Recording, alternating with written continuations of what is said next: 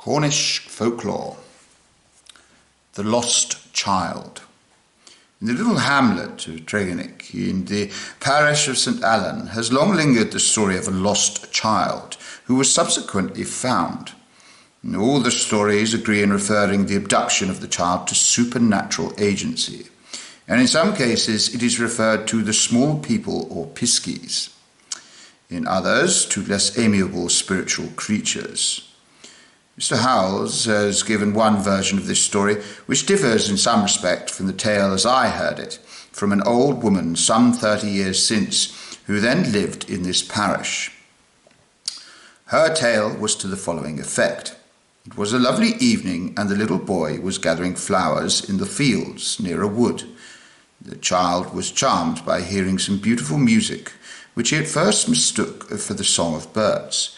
But being a sharp boy, he was not long deceived, and he went towards the wood to ascertain from whence the melodious sounds came. When he reached the verge of the wood, the music was of so exquisite a character that he was compelled to follow the sound, which appeared to travel before him. Lured in this way, the boy penetrated to the dark centre of the grove, and here, meeting with some difficulties owing to the thick growth of underwood, he paused and began to think of returning. The music, however, became more ravishing than before, and some invisible being appeared to crush down all the low and tangled plants, thus forming for him a passage over which he passed without any difficulty.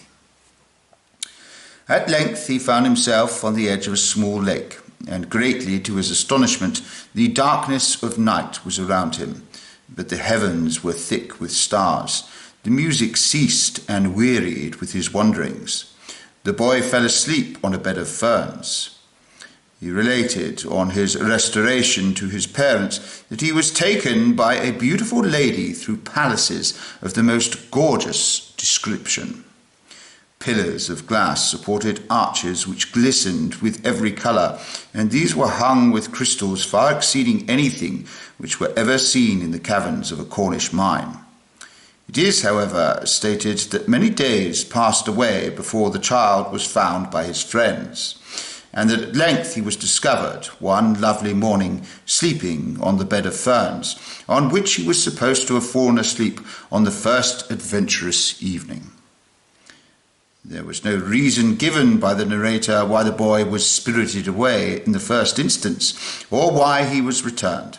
Her impression was that some sprites, pleased with the child's innocence and beauty, had entranced him, and that when asleep he had been carried through the waters to the fairy abodes beneath them, and she felt assured that a child so treated would be kept under the especial guardianship of the sprites for ever afterwards.